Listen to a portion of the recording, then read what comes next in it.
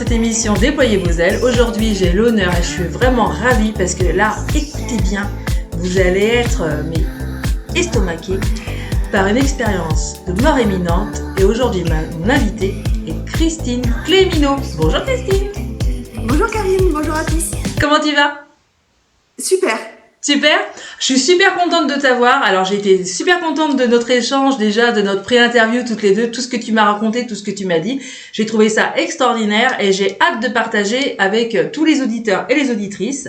Donc aujourd'hui, tu as quel âge Christine? J'ai 45 ans. Tu habites où? En Finistère Sud, en Bretagne, à Briec. En fin de compte, on n'est pas loin. Moi je suis dans les pays de la Loire, mais t'es un petit peu plus haut. Tout à fait, oui.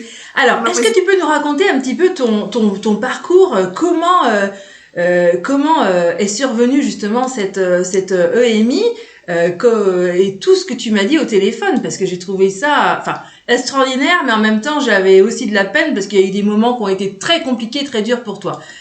Christine, on t'écoute. C'est vrai, merci beaucoup pour cette opportunité de témoigner. C'est toujours un challenge pour moi que je remplis avec grand plaisir. Alors, c'est vrai que l'expérience de mort imminente a eu lieu dans un contexte assez particulier, de douleur psychique et émotionnelle, très compliqué pour moi. Donc, c'est une tentative de suicide. Voilà, ça a eu lieu lors d'une défenestration au lycée Jules Hury à Creil dans l'Oise. Et tu avais quel âge, Christine? J'avais 15 ans, c'était en 1995. D'accord, ok. Voilà, donc je m'entendais pas très bien avec ma famille. Enfin, j'ai essayé de mettre les distances parce qu'il y avait des soucis. Oui, un contexte familial difficile et émotionnellement, tu étais complètement perdue. Hein, c'est ce que tu me disais, que t'étais plus bien en fait. Hein, j'étais pas moi-même. Ouais. En fait, j'étais pas moi-même. J'étais débordée par des émotions très destructrices et je me focalisais sur l'extérieur, le monde des actualités en plus. D'accord. Tu vois, les guerres, les attentats, voilà. Tout ce qui était noir, hein, tout ce qui était glauque. Hein. Oui, c'est vrai, des énergies très, très, très noires. Très noires, ouais. Donc ce jour-là, tu es à l'école, hein, c'est ça? Tu es au lycée, au collège? Au lycée. Lycée, oui. Et là, d'un coup, tu décides de partir. En fait, d'un coup, non. Dès le matin, j'avais eu des actualités aux informations sur les attentats du métro Saint-Michel. Peut-être ça parle à certains. Alors j'ai dit, vous voyez, je me disais à moi-même, mais c'est pas possible, les gens ne savent pas aimer, ils arrêtent pas de faire de la guerre, de l'horreur, il y a que de la haine entre êtres humains. Ouais. Je n'ai pas ma place parmi eux. Donc, ce matin-là, je décide de passer à l'acte et de quitter le jeu, de quitter cette terre, de quitter tout ce monde humain qui ne me correspond plus. D'accord. Donc, tu te sentais plus en adéquation avec la Terre, en fait. Personne, rien. Ouais. Tu étais déconnecté de la Terre, de ton chemin, de ton parcours terrestre, etc. Donc, qu'est-ce qui se passe donc ce jour-là? Vas-y, tu étais en classe? J'étais en classe. Ça se passait mal. Mon professeur de mathématiques m'interroge. J'ai pas la réponse parce que j'aime pas les maths. Je révise rien. Comme moi, je révise rien, je fous rien. De toute façon, en classe. Je manque de confiance en moi et là, je perds toute estime de moi-même. D'accord. Donc, je dis là, c'est le moment. J'ai pris ma décision. Je quitte le cours, très discrètement, très poliment. Je fais pas de bruit. Je plie mes affaires, je prends mon sac à dos et je quitte le bâtiment principal. Je descends les marches, je passe à côté d'un buisson et je vais dans le bâtiment d'en face. C'est le bâtiment des Arts. Il y a un escalier en colimaçon, je le monte très calmement, très en paix avec moi-même et très confiante de ma décision parce que c'est la seule manière pour moi que j'ai trouvé à ce moment-là, je dis bien à ce moment-là, de trouver la paix. D'accord. Et donc, voilà, j'arrive au 3e étage. C'est comme si tu étais hypnotisée, c'est comme si tu étais sereine en fait par rapport à ça.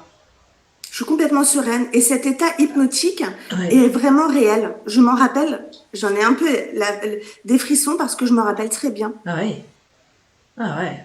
Donc alors, ce qui se passe, donc tu traverses, tu te retrouves dans le bâtiment des Arts, là, c'est ça? Tu vois cette fenêtre, t'es attiré par une fenêtre? Non, en fait, c'est un escalier en colimaçon qui est à l'intérieur du bâtiment. D'accord. Il est très large, c'est du béton. J'ai des détails un peu glaçants pour les auditeurs, c'est peut-être pas facile. Donc, je pose mon sac très calmement. Je pense que c'est la seule décision d'en finir.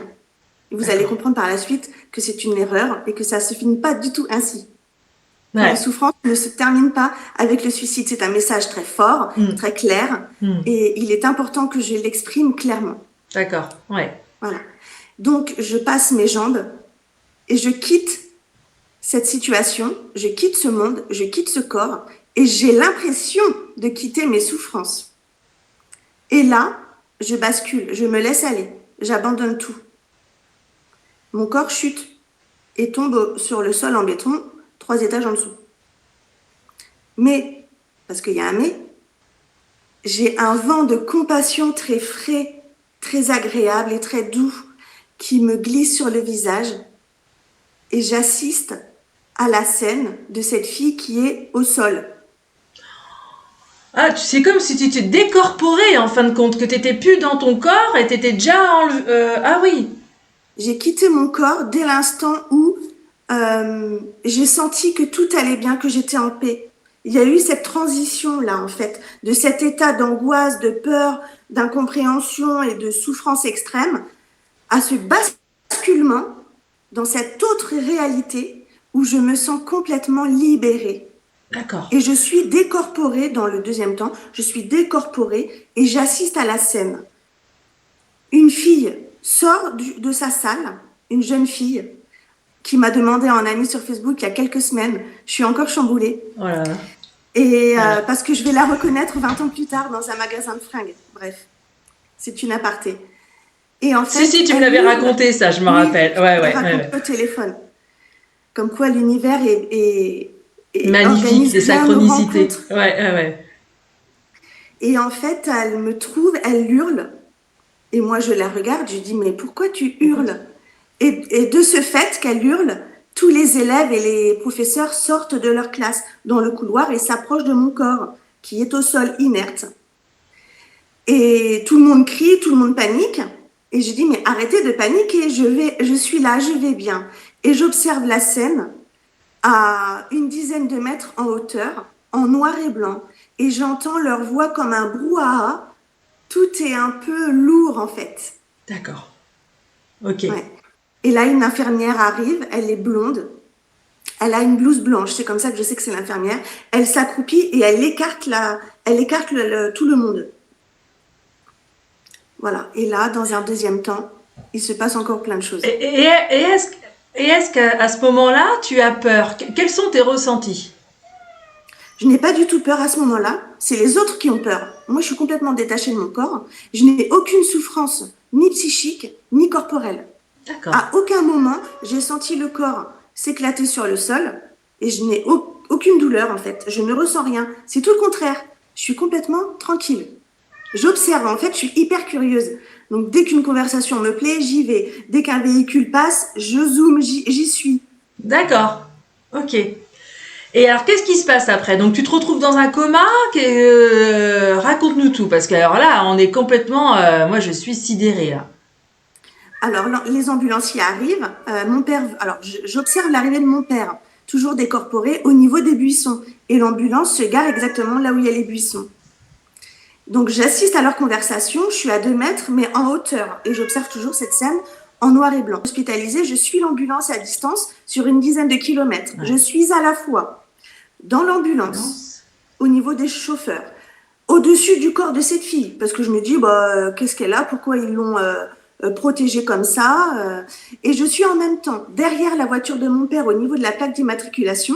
Je suis en même temps dans la voiture et j'observe son crâne. Je me moque un peu, je dis, ah oui, mais il est vraiment bien dégarni, mon papa. Et j'essaie de le rassurer parce que je vais bien. Ah, t'es partout. Ok, d'accord. Donc, tu te vois arriver donc à l'hôpital, alors ? C'est ça. Une infirmière me prend en charge. Elle se penche, elle est rousse, frisée, elle a la peau laiteuse, les yeux clairs, elle est vraiment magnifique, elle a une très belle âme. Ah. Et elle se penche au-dessus de moi, elle me tient la main et elle me dit « Christine, ne t'en fais pas, tu vas t'en sortir. » Mais ce qui m'étonne, c'est que moi je suis au-dessus de cette fille, je suis pas dans le corps de Christine. Je suis au-dessus d'elle et je regarde le visage de cette femme. Et je me dis « Ah, mais elle m'appelle par mon prénom, donc elle me connaît. » Et ce qui est étrange, c'est qu'elle ne bouge pas les lèvres et je l'entends. Ouais. C'est de la télépathie à ce moment-là. Bien sûr. Et alors, qu'est-ce qui se passe après? Dis-nous tout. Parce que... Alors attends, excuse-moi, parce que je fais un petit feedback, c'est-à-dire que plus tard, quand j'aurai récupéré l'usage de mes jambes, je vais m'amuser en discothèque. Tu vois, j'ai 18 ans, c'est la fête, etc. Et je croise la fille de cette infirmière qui s'avère être une de mes bonnes amies de quartier. Oh là D'enfance. là, c'est pas vrai. Et je lui demande, excuse-moi, on est là pour faire la fête, on est là pour danser, etc. Donc déjà, elle est surprise de me voir debout, parce qu'elle n'avait pas eu de mes nouvelles depuis. Et donc, je la trouve très belle, elle aussi, etc. Et je lui dis, mais c'était ta mère qui s'était occupée de moi en réanimation? Et elle me dit oui, elle t'a pas lâché et elle donnait des permissions à ton père pour être là auprès de toi en dehors des heures de visite. Donc, j'ai vérifié ce point-là qui est vraiment primordial pour moi. Ah là, c'est beau. Alors, Parce qu'en fait, ah ouais, j'ai pas inventé, j'ai pas bien halluciné. sûr. Donc, j'ai eu le besoin de vérifier plusieurs points de mon expérience par le témoignage. Alors, qu'est-ce qui se passe après? Raconte-nous tout. Parce on adore t'entendre, t'écouter là, ouais. Même si cette expérience a quand même été, de toute façon, si elle est arrivée dans ta vie, c'est pas par hasard, hein. C'est clair qu'elle me correspondait tout à fait, c'est un vrai cadeau, même si j'ai eu du mal à le concevoir comme tel dans les premiers temps. Alors en fait, après, j'assiste à mon opération. Il y a deux chirurgiens, je les vois de dos, je suis derrière eux. Il y a des compresses de sang qui tombent au sol et ça me dégoûte. Donc je me recule instantanément et je me retrouve comme derrière une vitre et je suis l'opération. Il y en avait un au niveau du dos et un au niveau des pieds et c'est vrai que j'ai été opérée à ce niveau-là. D'accord. Pourquoi je dis qu'il y en avait deux? C'est parce que par la suite, comme je te l'avais dit au téléphone, après l'opération, je retrouve mes esprits, etc. Et là, il y a un seul chirurgien qui se présente et qui vient prendre de mes nouvelles, évaluer la douleur et ajuster le traitement, etc. Et vérifier que les suites de l'opération sont bien. Et je lui demande, mais il est où l'autre? Parce que vous ne m'avez pas opéré tout seul, tout le mérite n'est pas à vous. Et là, il était un peu choqué Bah déjà oui, de mon bah comportement. bien sûr. Et en fait, il me dit, ah oui, vous parlez du docteur Truc. Oui, en effet, il vous a opéré les pieds. Oui, oui, il n'est pas là aujourd'hui. Mais tu vois, comme quoi, il y en avait bien deux. Ouais, il y en avait bien deux. Donc, tu as eu les preuves que tu n'as pas rêvé. Tu n'étais pas Je d'accord. n'ai pas rêvé, je n'ai rien inventé. Et alors, ce moment du tunnel, on a du mal à le remettre en ordre parce que le temps n'est pas linéaire comme on le vit ici sur Terre. C'est-à-dire que ce moment du tunnel, j'ai du mal à le situer dans le temps. Est-ce que c'est à la minute 1, la minute 2, 10 minutes après, je ne sais pas. En tous les cas, je me suis retrouvée à l'orée de ce tunnel, dans une très large ouverture, et je me suis fait aspirer, et j'étais très volontaire, évidemment, pour y aller. Et au moment où j'y rentre, c'est très clair, et ça, c'est comme un peu un effet entonnoir. D'accord. Ça devient grisâtre.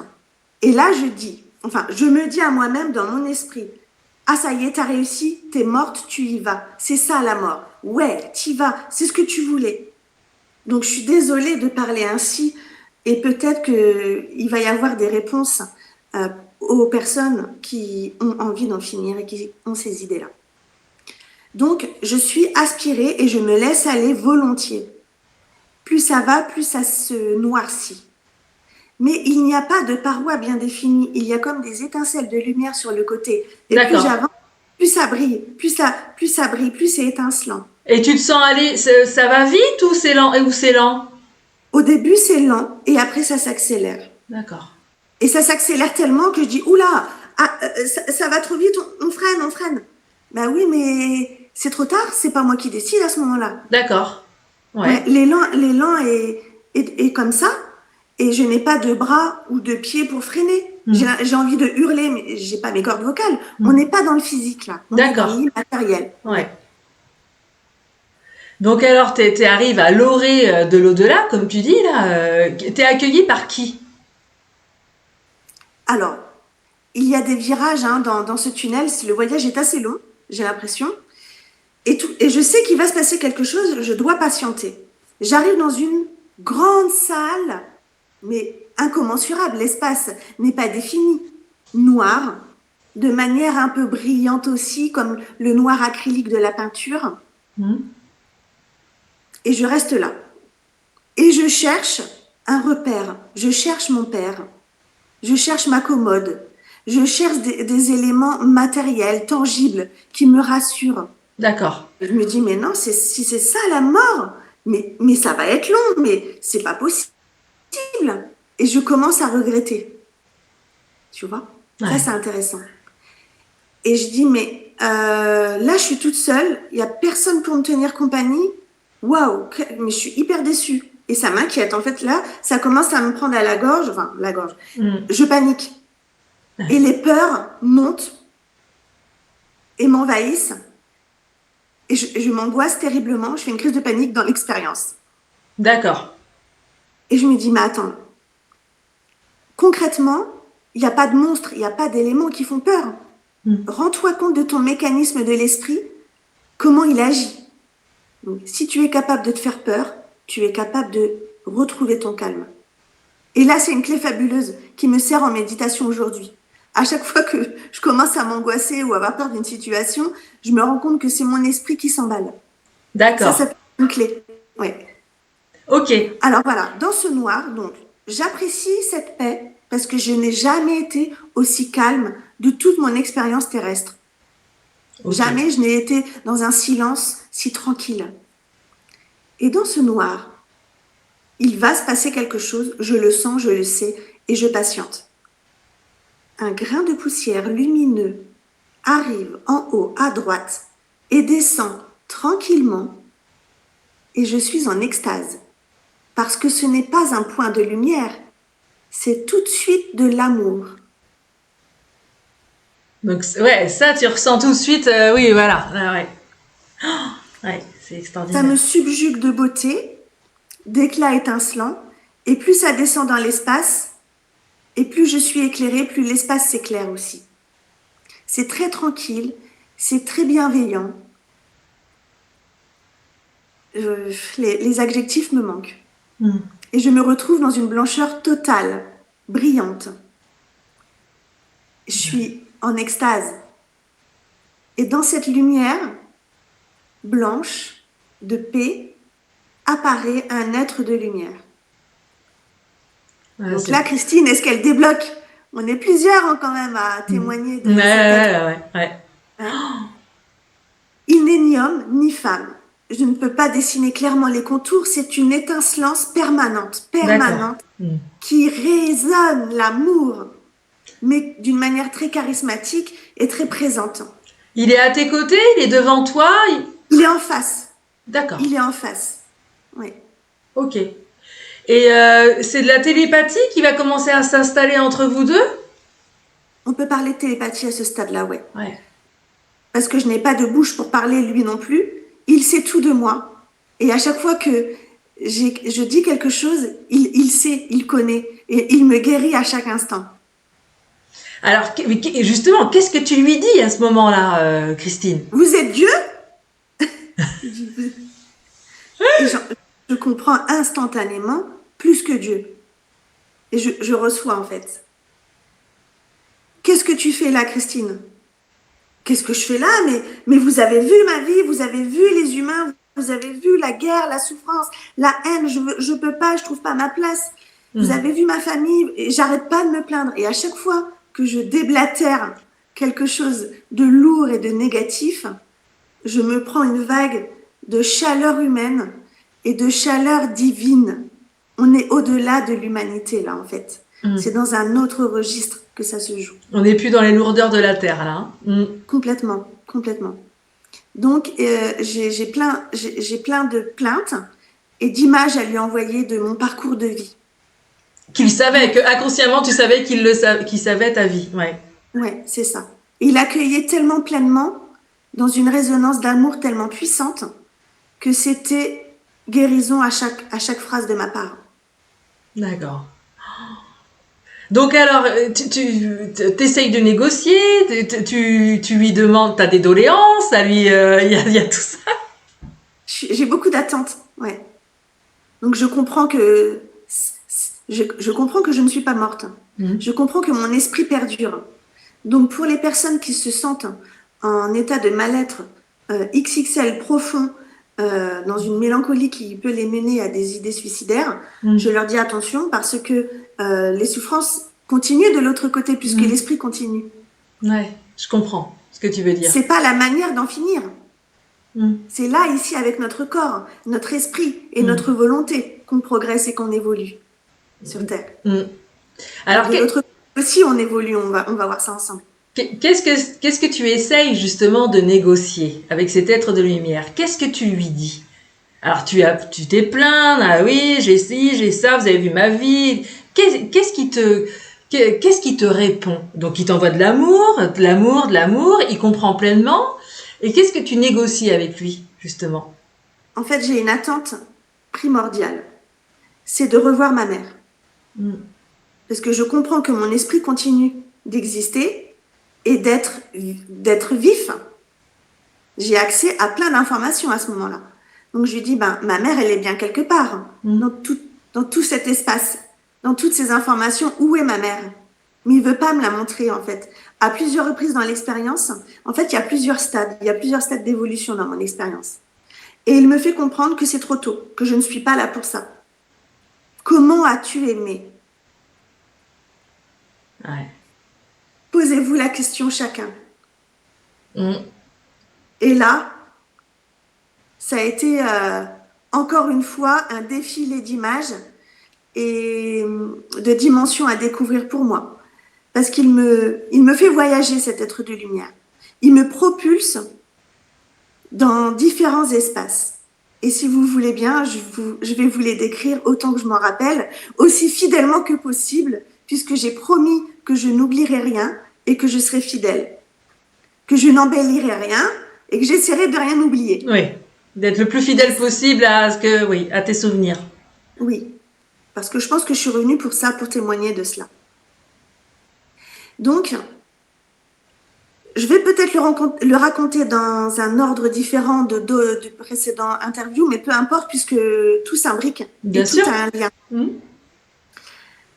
Il me fait assister à la rencontre énergétique de mes parents. C'est-à-dire qu'à ce moment-là, j'existe en dehors de mon corps et en amont de ma naissance. Je suis une énergie volatile, très excitée, qui se déplace dans les couleurs et dans l'espace. C'est très brillant, c'est très énergétique. Donc j'existe avant et j'assiste à la rencontre de mes parents où il y a l'amour qui naît entre eux. Et là, je dis dans l'expérience, c'est pas mal avec eux. Enfin, je revois le film, c'est pas mal avec eux, je vais beaucoup apprendre. Ok. Je sais qu'il y a de la lourdeur, des épreuves, et je suis volontaire pour les vivre. C'est comme si que je signais un contrat pour en chier. Donc, oui, mais de toute façon, ça, il y en a plein qui me l'ont dit. Ouais, ça, ouais. Et ça m'intéresse. Ces points communs qu'on a entre nous tous, les expérienceurs, mais aussi les médiums, qui racontent la même chose. Et Karine, tu as aussi des connaissances à ce sujet-là qui m'intéressent fortement. Parce que ils disent en haut, c'est comme s'il y a des conciliabules avant des réunions, mais des réunions, ils parlent, avec plusieurs intervenants autour d'une table, et voilà, tu choisis tes parents, t'auras telle épreuve, c'est une toile qu'on tisse en fait. Et après ils disent attention, quand tu vas arriver sur Terre, tu as ton libre arbitre, et nous on pourra pas intervenir. Si tu prends le mauvais chemin, tu te prendras un mur, il faudra que tu recommences. Ah ouais, Et comment tu as eu accès à ces informations-là, toi? Avec les défunts. En contact médiumique? Ah ouais, les contacts des défunts, ouais. C'est magnifique. Parce que tu vois, moi, j'étais pas médium avant. Donc ça, je l'ai découvert dans l'expérience. Ouais, bah oui. Et je n'ai rien oublié. Et pourtant, je n'ai rien inventé puisque nous sommes plusieurs à raconter la même chose. Ouais, ce que tu dis, je sais que c'est la vérité parce que je l'ai déjà eu. J'ai déjà eu en canalisation. C'est énorme. Ouais. Je suis contente parce que ça nous montre que nous avons cette puissance d'esprit, cette volonté mais incommensurable et intarissable d'évoluer en permanence malgré les difficultés. Rien n'est figé en fait. Non, rien n'est figé. Voilà, rien n'est figé. Et en haut, avant de s'incarner sur Terre, ou dans d'autres mondes, parce que je suis persuadée qu'il y a d'autres mondes, il n'y a pas que la Terre, ils disent attention. Ils disent à l'âme, par exemple, il aurait pu dire à Karine Bouteau ou à toi, Christine, ou à quelqu'un d'autre, attention, ne te charge pas trop d'épreuves, sinon tu risques une rupture de contrat. La rupture de contrat, c'est le suicide. Mais eux, ils appellent ça rupture de contrat. C'est pour ça qu'ils veulent pas trop qu'on se charge. Mais l'âme en haut, elle est tellement gaie, elle est tellement légère, elle est tellement dans la joie, elle est tellement dans l'amour, elle se dit, je me charge. Je vais prendre ci, je vais prendre ça, comme ça je vais évoluer plus vite. Bah oui, mais quand tu arrives sur Terre, dans les lourdeurs de la Terre, tu rigoles moins. Parce que la Terre, c'est, entre guillemets, c'est un peu l'enfer, hein, c'est un peu compliqué. Oui. Enfin, c'est ce que j'ai cru comprendre au départ, que je vivais dans cet enfer et que moi-même j'étais devenue un enfer. Et en fait, mon champ de vision a totalement changé grâce à l'expérience de mort imminente. Et les épreuves m'ont révélé de beaux cadeaux au final, et ça a été une opportunité de grandir, et je prends la vie complètement différemment maintenant. Mon regard a changé. C'est bien. De toute façon, t'es lumineuse, hein, Christine. Hein, on voit que t'es... Voilà. Alors, qu'est-ce qui se passe après? Raconte-nous tout. Parce que alors là, on n'est pas à la fin de l'expérience. Hein. Donc, je suis dans le ventre de ma mère, je deviens ce fœtus, je vois comment tout s'imbrique, et il m'envoie en cascade, cet être de lumière m'envoie en cascade des visions, enfin le film du futur. Donc, je zoome au niveau de la Terre, je zoome au niveau de la planète Terre, et là, je me rends compte qu'elle souffre au même titre que moi, que cette planète est en danger. Tu peux nous rappeler l'année en quelle année c'était? En 1995. 1995, d'accord, ok. Donc tu es projeté au-delà de la Terre, tu as une vision surdimensionnée. Et donc, qu'est-ce qui te projette comme image, justement? Des coulées de boue. Le réchauffement climatique qui va procéder, Je suis prise à la gorge parce qu'à chaque fois, c'est douloureux pour moi. Il va y avoir des pans de terre entiers qui vont crouler sous les eaux, boueuses. Des quartiers, des villages entiers avec des familles, des enfants perdus et abusés, maltraités, vendus, torturés. En fait, tout vient en cascade. Et je dis, arrêtez de me montrer ces horreurs, arrêtez ce film. Parce que je ne fais pas que le voir, je le ressens en fait. Je me prends en plein dans le cœur, Karine. Mais c'est insoutenable. C'est insoutenable. Et je dis, mais comment je peux aider par rapport à ces enfants? Comment je peux aider?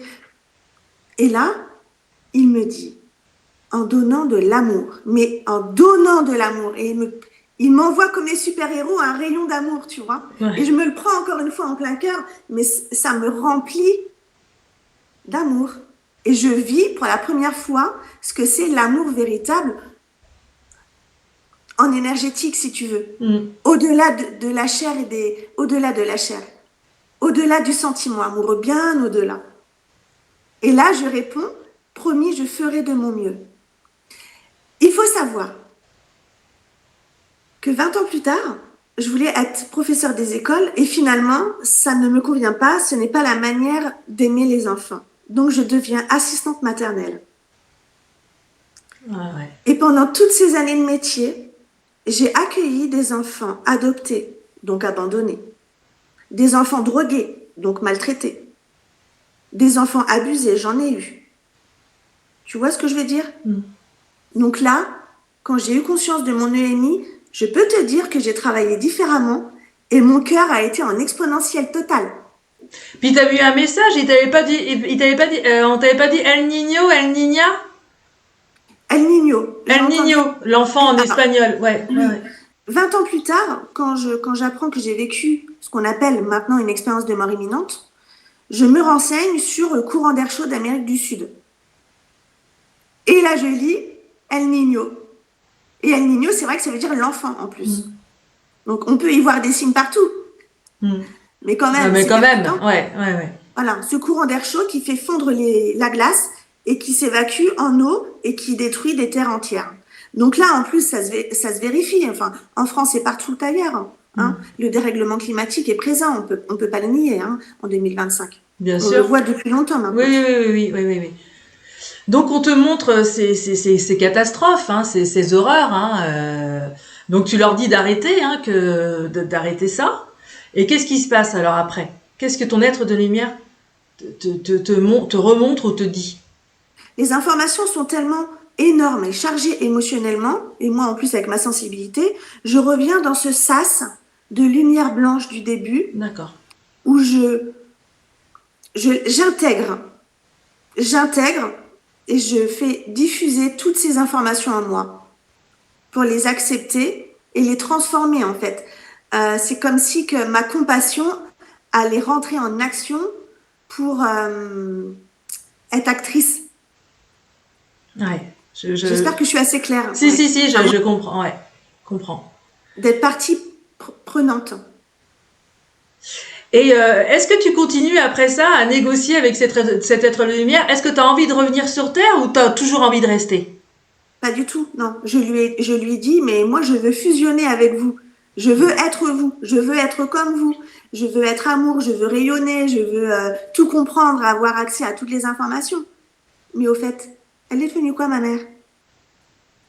Parce que je sais qu'elle est là quelque part. Et ils veulent toujours pas me la montrer. Donc, il me demande, est-ce que tu veux continuer d'apprendre? Pour lui, c'est la question principale. Est-ce que je veux continuer d'évoluer, de prospérer dans mon cœur et au niveau intellectuel pour savoir comment ça se passe? Avoir la connaissance avec un grand C, Karine. Ouais. Oui, je suis hyper volontaire. Je suis hyper intéressée, je suis motivée, je suis hyper active en fait. Je suis très curieuse. Donc là, il m'emmène en un claquement de doigts, dans l'instant présent, dans un jardin merveilleusement magnifique, de couleurs fluorescentes, phosphorescentes, énergétiques, pastel, enfin, tout, comme on n'a jamais vu ici. Mais la couleur, elle est musique. Et la musique, elle est espace. La musique, elle est amour. Ouais. La musique, elle est divine. Oh là là, Jamais. ouais, bah oui, ouais. Et tu sais que ce paysage, il est assez structuré. On n'est pas dans la matière et pourtant, il y a un arbre prédominant au centre de ce paysage, duquel s'envolent deux oiseaux blancs. Donc, ça paraît un peu cucu, les petits oiseaux un peu fleurs bleues, mais je vous promets que c'est le souvenir qui me reste. Il y a un cours d'eau qui passe en dessous la terre. Il y a une limite à ne pas franchir à droite. Quand je vais devenir propriétaire avec mon mari, Ouais.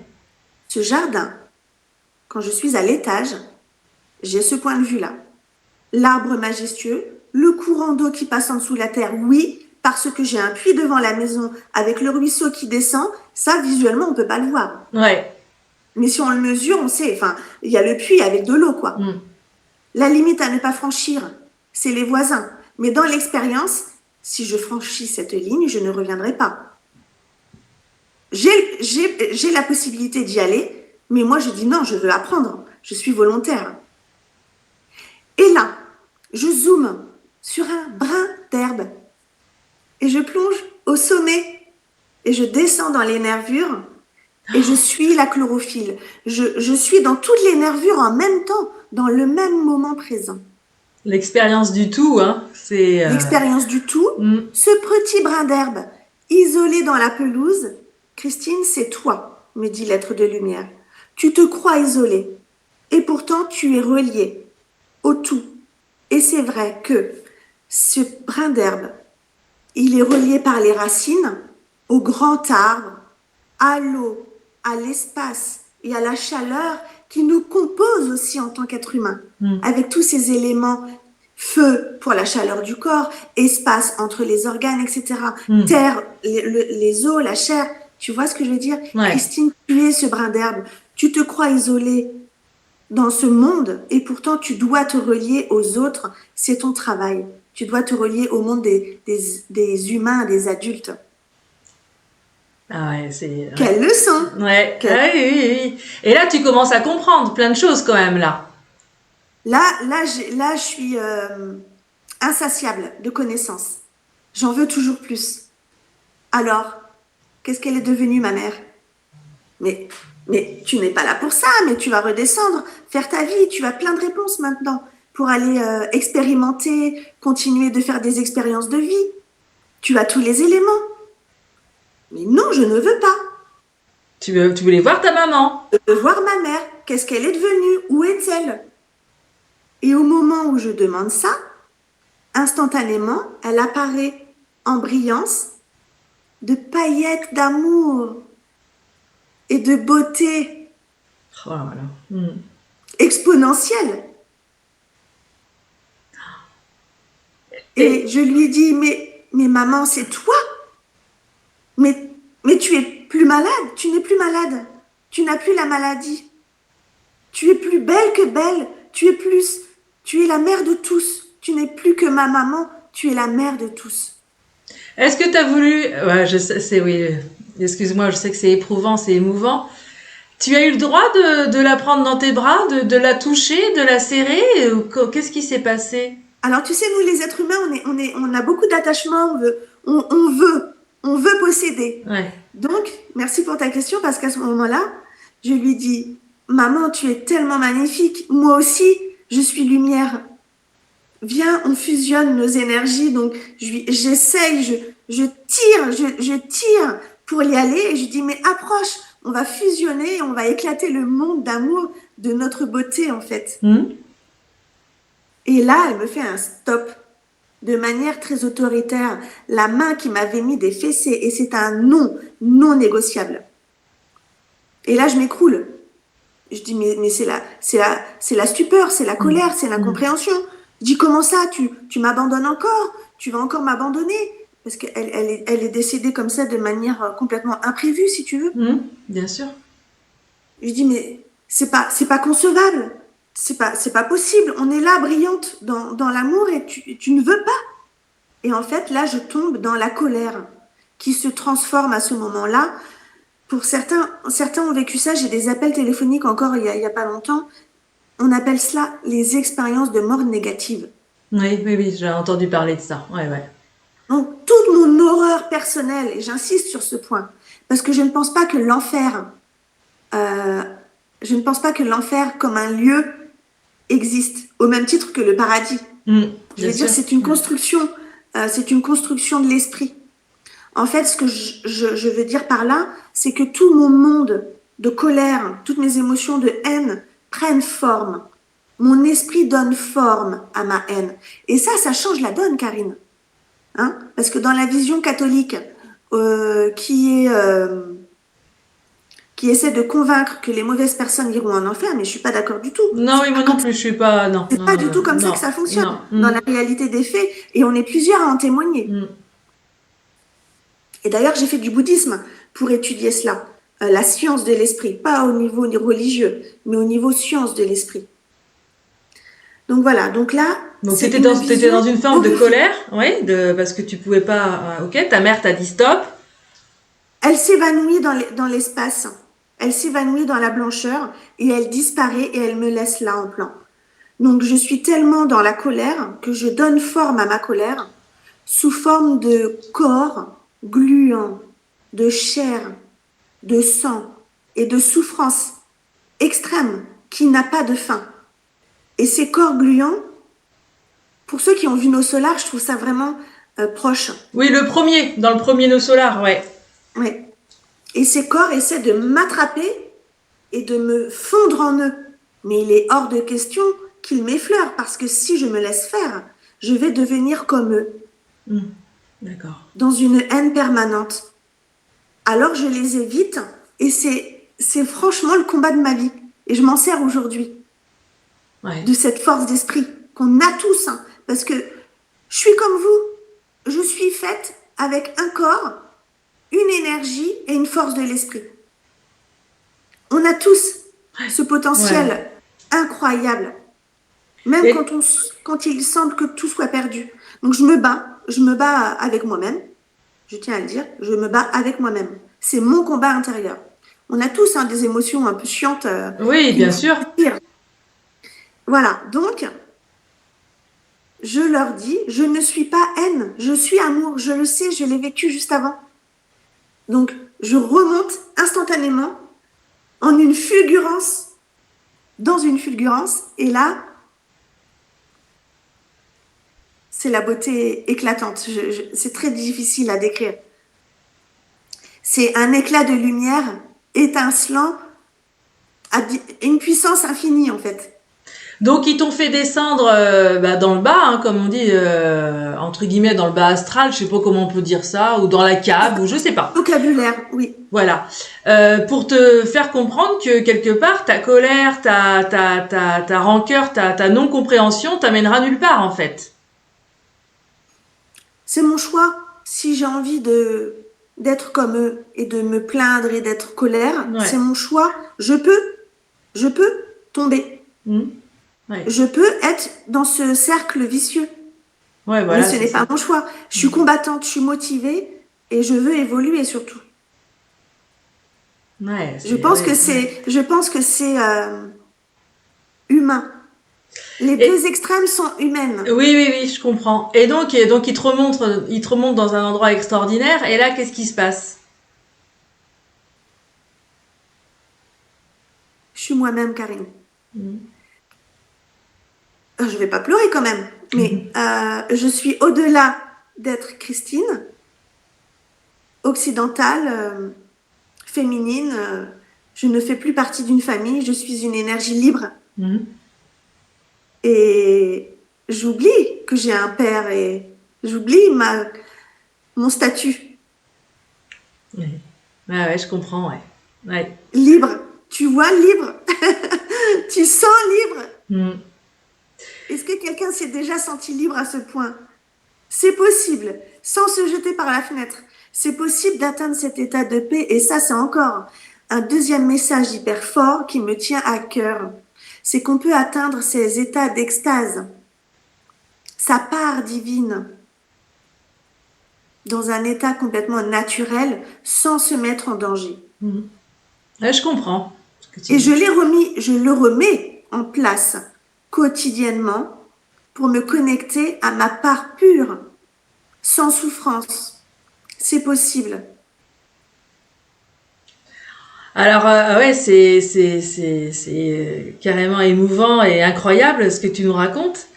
Et qu'est-ce qui te dit après l'être de lumière? Tu négocies plus avec lui? T'as compris des choses? T'as compris que tu vas redescendre? En fait, il y a eu d'autres passages. Je sais pas si on a le temps d'en parler. Cette revue de vie du passé. Si tu peux en parler de la revue de vie, ouais. Oui, parce que comment as-tu aimé? L'être de lumière m'a remis dans une situation du passé très douloureuse dans ma famille. C'est une tante qui avait perdu des bébés ou des fœtus ou des bébés mal formés, des bébés mal nés à plusieurs reprises dans sa vie. Et dans un de ces épisodes vraiment dramatiques et très lourds à vivre, j'imagine bien, j'ai été dans sa chambre d'hôpital pour la visiter. Et mon père avait la possibilité d'aller voir ce bébé, de se recueillir, ce bébé mal né. Et je pouvais l'accompagner, je n'ai pas voulu. Donc je suis restée avec ma tante et elle était en face de moi. Il y avait une table entre elle, le lit et moi, il y avait une table. Et dans ce nouveau point de vue de l'expérience, de comment as-tu aimé, j'ai senti que j'étais très fermée et très conventionnellement figée. C'est-à-dire que par politesse et parce que je ne savais pas comment faire, je ne lui ai pas manifesté mon chagrin. Et j'ai eu accès à ses pensées. Elle a pensé de moi, Christine, elle a un cœur de pierre, elle n'a rien à me dire. Ouais. Oui, mais la différence, c'est que dans le point de vue de l'expérience, j'étais ma tante, j'étais sous la table, j'étais l'espace, j'étais Christine, j'étais en dehors de Christine, j'étais l'être de lumière. Ouais. Et j'étais le bébé. Ça, c'est peut-être compliqué à comprendre, à saisir. Et j'avais l'explication de pourquoi ce bébé est parti. Et que ça allait toucher au-delà de notre famille. Ah, Ça voilà. allait toucher le voisin, le facteur, se questionner sur ce qu'est la mort. Qu'est-ce qu'elle nous apprend, la mort? Est-ce que vraiment la mort existe? Qu'est-ce que devient l'esprit à la mort? Enfin, ça nous concernait tous, nous étions tous reliés autour de ce bébé et bien au-delà des univers. Ça contactait les multivers qui se chevauchent les uns les autres comme des poupées russes. Ouais, oui, j'entends, ouais, je comprends ce que tu dis, ouais. C'est ah oui, ils t'ont montré ouais une femme. Oui, oui. L'interconnexion de tous ces êtres reliés entre eux. Là, on n'en a peut-être pas conscience, on fait notre petite vie tranquille, mais chaque parole dite ou pensée est captée par l'énergie de l'autre et a un impact en la personne et dans tous les êtres humains et en dehors des galaxies, si je vais loin. Il y a des conséquences à nos pensées, à nos actes. Alors Et par là, contre, ouais, je ne l'ai pas appris dans un livre, Karine. Je ne l'ai pas appris de la bouche de quelqu'un puisque je l'ai expérimenté. ouais. Est-ce que tu pourrais faire différemment, Christine? Me demande l'être de lumière. Oui, comment ferais-tu? Il y avait XXL schémas possibles. Mais j'ai compris que là, je pouvais aller au-delà de moi-même si ça se reproduisait. Tu vois? Ouais, ouais. Et qu'il y aurait d'autres conséquences. Parce que j'ai eu accès aux conséquences de ça, de mon comportement. Les liens familiaux sont brisés. Très, très compliqué. C'est pas grave, on apprend. Et je suis très perspicace, très tenace. Et j'en veux. Et cette tante-là, tu l'as revue ou ça c'est... Non, Non, c'est ce que je te dis, ça n'a pas été possible. non, ça n'a pas Enfin, été. je l'ai revue, mais voilà, il y a des tensions, il y a de l'amertume, il y a des non-dits, il y a D'accord. des secrets dont j'ai eu accès, donc c'est pas de chance, ou c'est de la chance.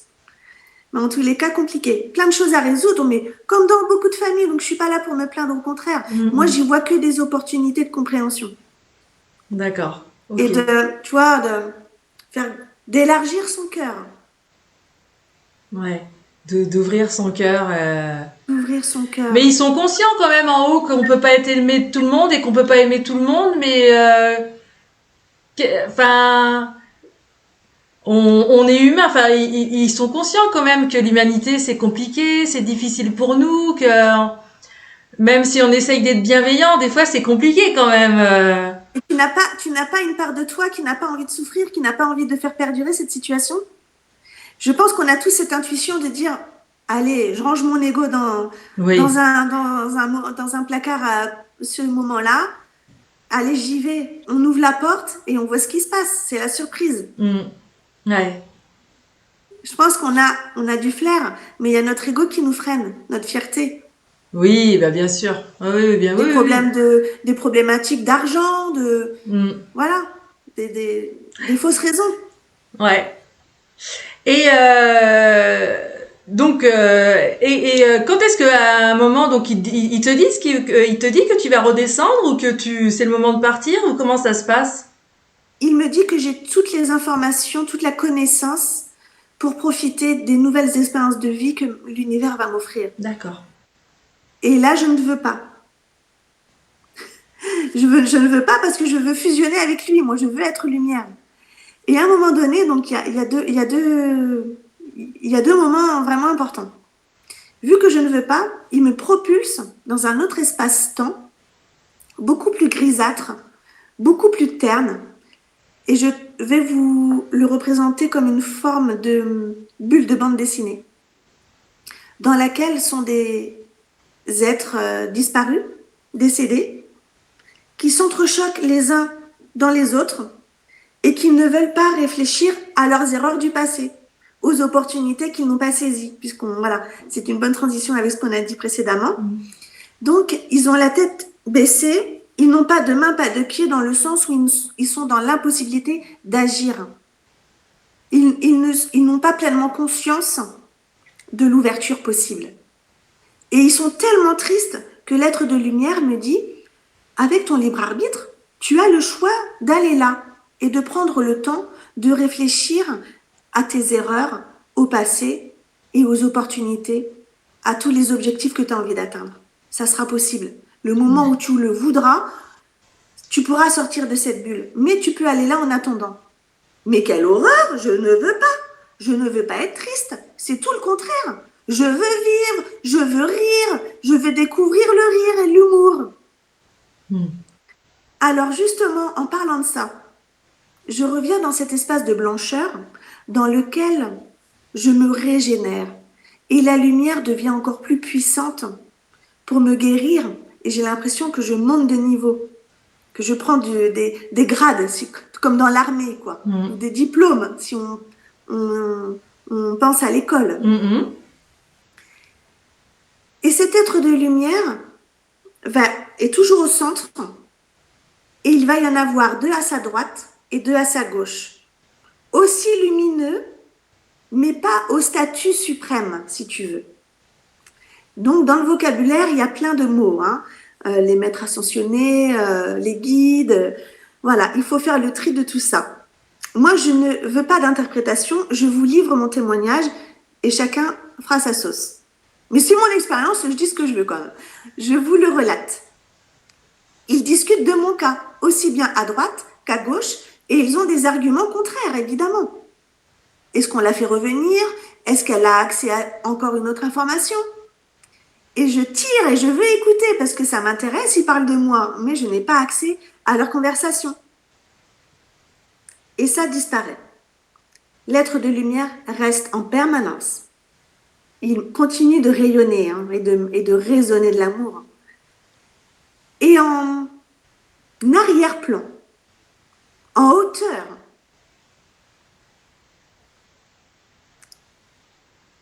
il y a des êtres, des bambins, des angelots, qui sont très affairés à aider en haut les êtres disparus, de l'ordre de l'invisible, du subtil, mais aussi les êtres d'en bas que nous sommes. Ils sont tellement occupés que ça se bouscule et ça rigole, je les entends rire. Et je dis, mais ils sont super culottés parce que moi je suis en bas, j'ai envie d'être comme eux. Et ouais, d'ailleurs, j'ai envie de faire comme eux, là, d'aider les gens. Et tu vois, à ce moment-là, j'ai un flash du futur me concernant. Et ça, par contre, je l'ai oublié. Donc, j'ai pas envie de faire une séance d'hypnose ou de transe ou de hutte de sudation, je ne sais quoi. Tous ces outils sont très bons, hein, pour travailler sur soi, évidemment. Mais je laisse la surprise de la vie. Parce que, oui, j'aide les gens en tant que thérapeute, en tant que médium. Et je suis rassurée. On me montre que je vais avoir des épreuves physiques. Et je suis volontaire quand même, ce fameux contrat d'âme. Ouais. Et dans tous ces nuages en hauteur, dans cet espace derrière, il y en a un qui penche sa tête. Et là, avec la caméra, c'est chouette parce qu'il fait ça en fait. Il fait, bah qu'est-ce qu'elle fout là, elle? Et en fait, il parle de moi. Et il rigole, tu vois, il se moque de moi. Et donc, moi, ça m'amène beaucoup de légèreté. Et je comprends l'humour, en fait. Et je dis, mais j'ai envie d'être comme toi, je veux aider. Oui, tu aideras. Et on m'envoie des flashs que j'ai oubliés. Mais je suis en train de réaliser, là. Je suis en train de les réaliser. Ouais, je pense, oui, que ça y est, t'y es, là.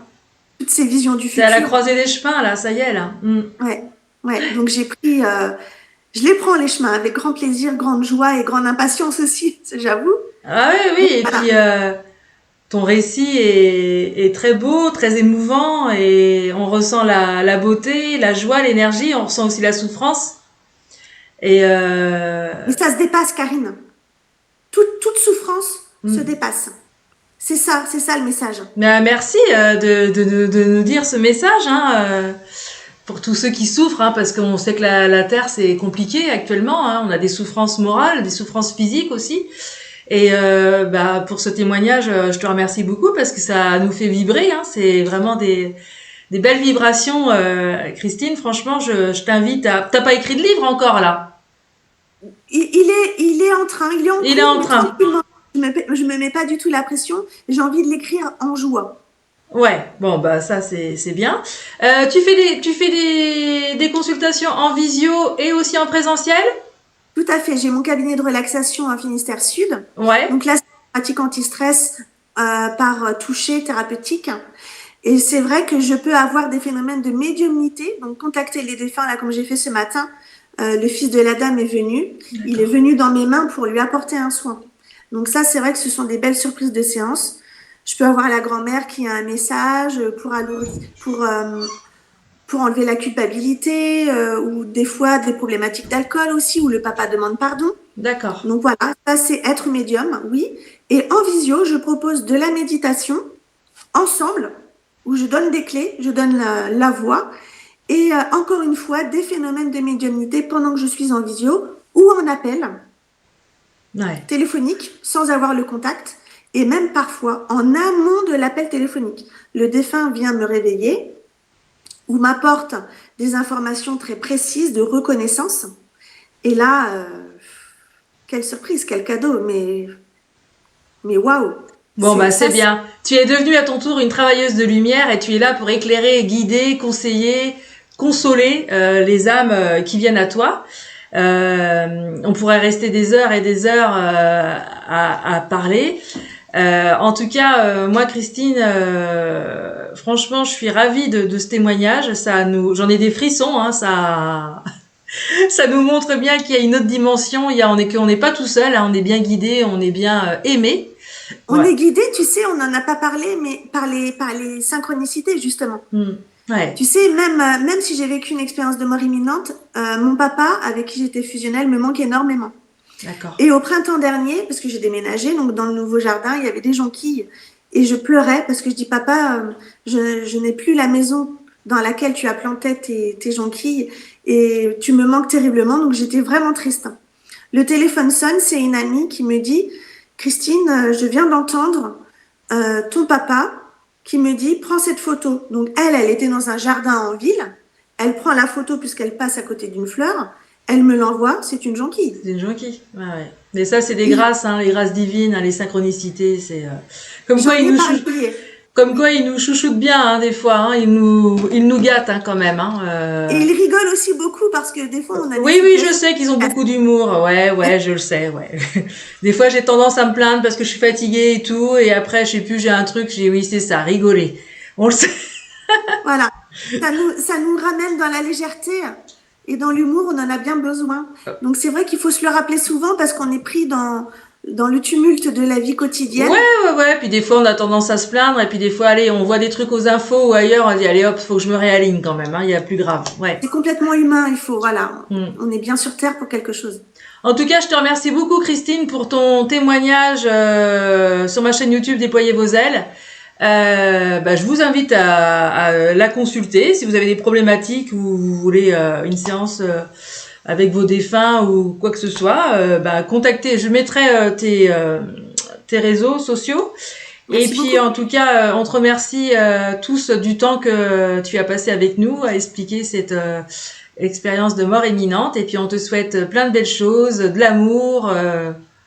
Tout ça, plein de belles nouvelles rencontres, un livre et tout ça et franchement ça fait chaud au cœur d'entendre ça quand même parce qu'on se dit waouh quand même. Merci pour ton travail et merci pour la création de cette chaîne très utile, Karine, parce que tu rayonnes aussi beaucoup d'amour et de bienveillance. Merci. C'est une opportunité magnifique pour moi de pouvoir témoigner et de comprendre que l'âme survit à la mort du corps physique, que nous sommes guidés et jamais seuls. Et tu vois, mon deuxième livre, tu vois, c'est marrant parce qu'il s'appelait La survivance de l'âme, justement. Ah bah c'est très pointu. Donc tu vois, pour dire vraiment aux gens, ok, ils sont plus physiquement là avec vous, ils sont plus dans leur corps de chair et de sang, mais ils sont pas loin. Voilà. Au plaisir de découvrir ton livre. Merci beaucoup, Karine. Eh ben, c'est moi qui te remercie. À bientôt pour une nouvelle émission. Maintenant, ça sera la semaine prochaine. Et prenez soin de vous, prenez soin des autres. Soyez dans l'amour et la bienveillance, le respect de soi et le respect des autres surtout. Et je vous souhaite une belle fin d'après-midi. Ciao, ciao les amis. Merci.